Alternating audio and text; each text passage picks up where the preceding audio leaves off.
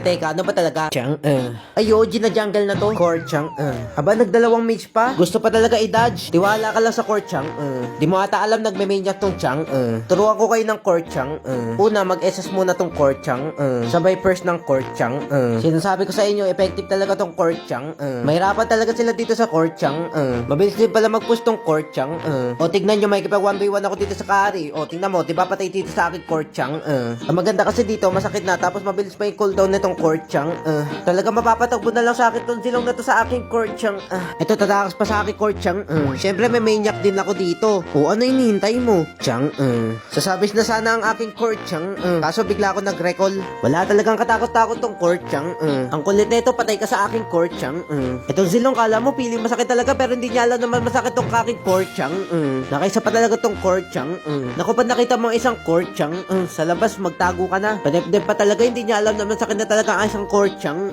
Sige, patay mo na yun. Ako naman, tignan mo, hindi kakayanin na isang Core Chang, Ang kulit nito, hindi niya alam na may tinatago ako Winter Touch of Play gamit dito ang aking isang Core Chang,